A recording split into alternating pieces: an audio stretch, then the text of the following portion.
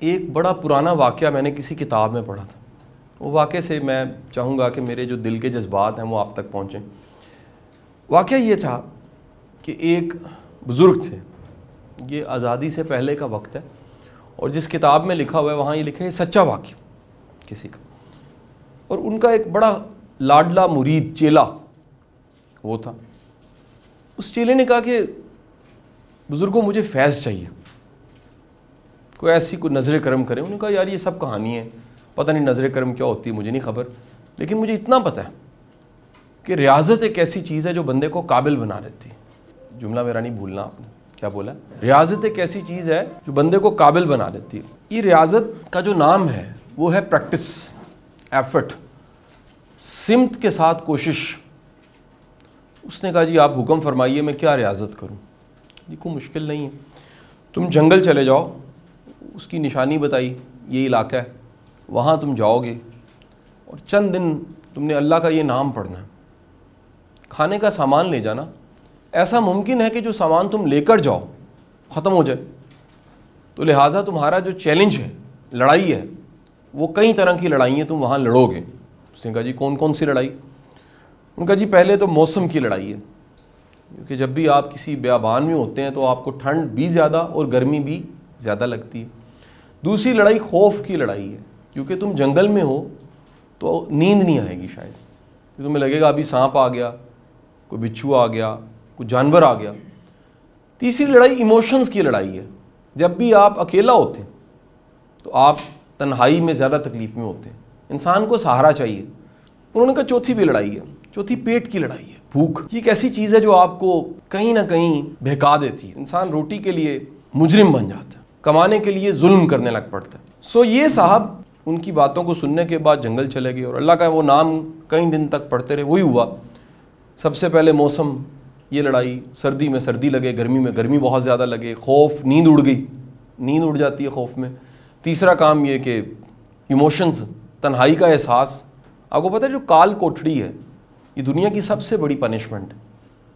اچھا جو جیل جہاں پر سارے ہیں نا وہاں آپ یسو پنجو کھیل سکتے ہیں، بور نہیں ہوتے نا آپ سارے قیدی مل کے کہتے ہیں چلو یسو پنجو کھیلتے، پکڑن پکڑائی کھیلتے ہیں، لکن میٹی کھیلتے ہیں، لیکن آپ اکیلے ہوں تو آپ کی اپنی تنہائی آپ کو پاگل کر دیتی ہے۔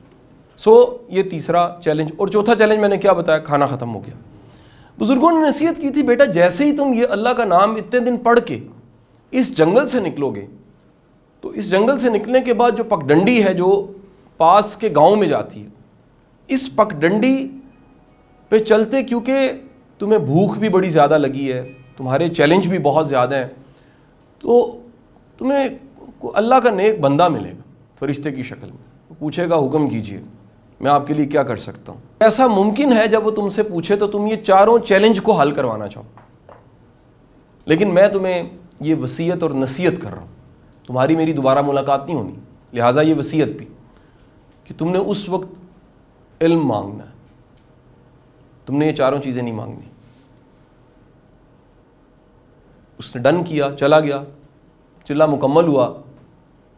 پیٹ جو ہے وہ حالت یہ کہ ابھی مرا، ابھی گر جاؤں گا، خوف کی حالت یہ کہ قدم نہ اٹھایا جائے، سردی کی حالت یہ جسم برف بن چکا تھا، تنہائی کی حالت یہ کہ لگے شاید پیدا بھی اکیلا ہوا تھا اور زندگی میں ملا ہی کوئی نہیں ہے، چہرے بھول گئے۔ اور جب وہاں سے نکلا تو پگڈنڈی کے سامنے ایک صاحب مل گئے، ان کا السلام علیکم، وعلیکم السلام، اس نے نام لیا باقاعدہ اس کا۔ اس نے کہا جی آپ یہ ہیں؟ اس نے کہا جی میں بالکل وہی۔ اس نے کہا حکم فرمائیے آپ کیا چاہتے ہیں؟ اب کیا تھا جی؟ مانگنی تو روٹی تھی، مانگنی تو کمپنی تھی۔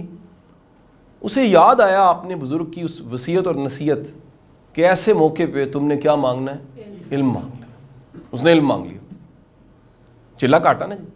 یاد رکھیے گا چلے کی ڈیفینیشن یہ ہے کہ ضرورت ہو اور چیز بھی ہو، آپ قربانی دے دیں وہ چلا ہے۔ نہیں بات سمجھ آئی؟ کیا بولا؟ چیز ہے لیکن آپ استعمال نہیں کر رہے، ٹھیک ہے؟ روزہ کیا ہے؟ سب کچھ ہوتا ہے گھر میں، فریج میں، چیزوں میں جگہ پڑا ہوتا ہے، لیکن آپ کیا کرتے ہیں؟ آپ سب کچھ ہوتے ہوئے اللہ کی رضا کے لیے بھوکا رہتے ہیں۔ مجاہدہ، چلا کاٹا نا جی آپ نے، باقاعدہ مجاہدہ لیا آپ نے۔ اس نے علم لے لیا، اب اس نے علم بھوکے پیٹ کے ساتھ علم لے کر چلا، اسے خیال آیا کہ یہ میں نے عجیب کیا، کام، علم تو آ گیا، میرا پیٹ، میری تنہائی، میری سردی، میری جسم کی حالت، میرے سے قدم نہیں اٹھائے جا رہے. تو وہ کرتے کراتے رات کے اس پہر میں اس قصبے میں پہنچا جو پاس ہی تھا، اس جنگل کے. اس قصبے میں پہنچا تو وہاں جس دروازے پہ پہنچا وہاں پر کھٹکاتے وہ گر گیا، بھوک اتنی تھی، بے ہوش ہو گیا. دروازہ کھولا، سامنے ایک شخص جو زمین پہ اوندے منہ پڑا ہے، اس کو اٹھایا، اس کو پانی کے چھٹے، اس نے آنکھ کھولی، اس نے کہا جی میں بڑا بھوکا ہوں، حالت میری یہ ہے. ان کا آپ آئیے، سردی بھی بڑی لگ رہی. ان کا آپ آئیے، اس بستی میں اچھے لوگ بستے ہیں، کوئی مہمان آ جائے تو اس کی سیوا کرتے ہیں. اندر گیا، انگیٹھی بلی ہوئی تھی، ہیٹر، اور کھانا انہوں نے کہا جی گرم کرتے ہیں، 10 منٹ دیجئے. تو پاپڑیوں پہ کھانا گرم کر کے، گاؤں میں ایسے ہی ملتا ہے، پیش کیا. اچھا سا لحاف ملا، سب کٹھے ہو کے بیٹھ کے، جی اس وقت مہمان، رات کے 2 بجے کے ٹائم پہ مہمان آ گیا سارے. اب ذرا نوٹ کیجئے گا، چاروں چیزیں واپس آ چکی ہیں. کیا؟ پہلی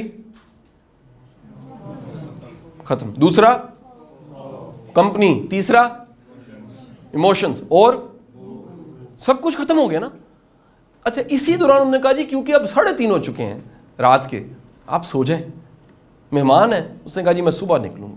ابھی وہ سویا تھا بستر منہ پہ لیے تو اس کو رونے کی آوازیں آئیں. پھر بتا رہا ہوں، جس کتاب میں واقعہ میں نے پڑھا اس کو لکھنے والا، کہنے والا یہ کہتے ہیں سچا واقعہ.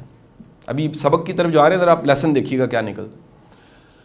وہ رونے کی آوازیں ایسی تھیں جیسے کوئی تڑپ کے، کرلا کے، التجا کر کے کہہ رہا ہے میرے بیٹے کے لیے دعا کیجیے. بازو کا تو ہوتا ہے نا، ٹھیک ہے جی، اللہ دا واسطہ. اٹھ گیا، آوازیں ایسی تھیں، اور اٹھا تو اس نے اب دوبارہ دروازے، جو گھر جس کمرے میں تھا اس کو کھٹکایا. دوبارہ میزبان آئے، انہوں نے کہا جی یہ رونے کی آوازیں کیسی؟ ان کا جی رونے کی آوازیں ایسی ہیں کہ یہ جو بستی ہے یہ کئی بستیوں کا ایک سردار ہے. وہ جو سردار ہے اس کا بیٹا ڈیتھ بیڈ پہ.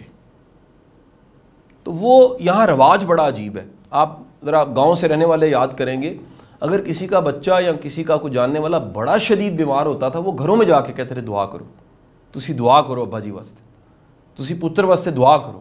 یہ رواج تھا.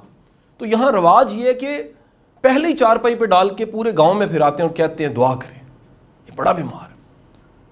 وہ جو علم لے کے جنگل سے چلا کاٹ کے آیا تھا، ایسے جیسے سامنے اسکرین، ایک دم سے نہیں، پرانا اسکرین ٹی وی یاد کریں جس کو صبح مکہ مار کے آن کرتے تھے، کڑم کر کے سامنے کوئی چیز آتی ہے، اس کے سامنے کڑم کر کے کوئی بوٹی آ گئی، علم. اور ساتھ ہی آئے، پاس ہی بستی کے وہ جنگل میں لگی ہوئی ہے. اس نے آنکھیں کھولی اور کہا وہ جائیے وہاں بوٹی لگی ہے، اس کا ارک اس کے منہ میں ڈال دیجئے، ٹھیک ہو جائے گا.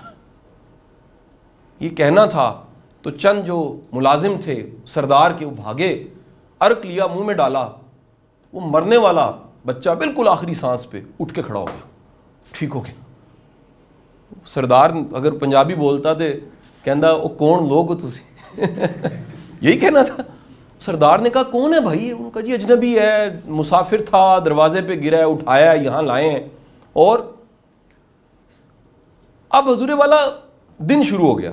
اس نے جانا تھا لیکن جہاں میزبان تھے انہوں نے کہا آپ ایک دن ٹھہر جائیے.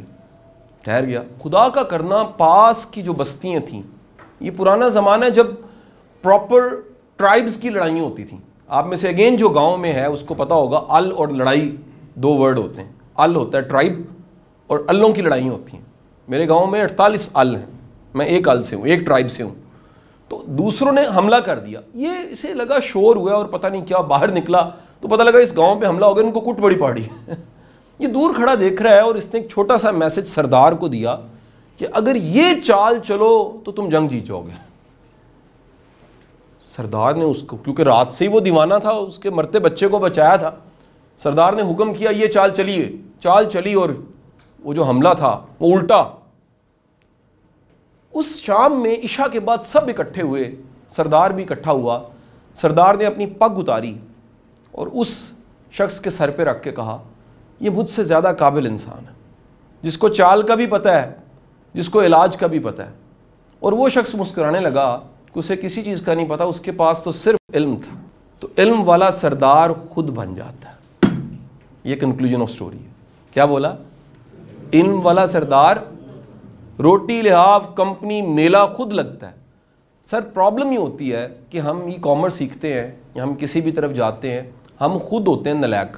ہم جتنی دیر چیٹ کرتے ہیں نا، اگر اتنی دیر ای کامرس کو وی اے کو دے دینا، انقلاب آ جائے. جتنا ہم تھڑے پہ بیٹھ کے گپ لگاتے ہیں، اگر ہم وہ تھوڑا سا چھوڑ کے وہ وقت سیکھنے کو دے دیں. سیکھنا یاد کریں میں نے شروع کہاں سے کیا تھا، مجاہدہ علم بڑھ جائے. تو سر جملہ لکھ لیجئے گا، علم والا مہنگا ہوتا ہے. ہمیں الٹ بتایا گیا یونیورسٹی میں ڈگری والا مہنگا ہوتا ہے. تو میری دعائیں اللہ آپ کو ڈھیروں کامیابی دے. Thank you.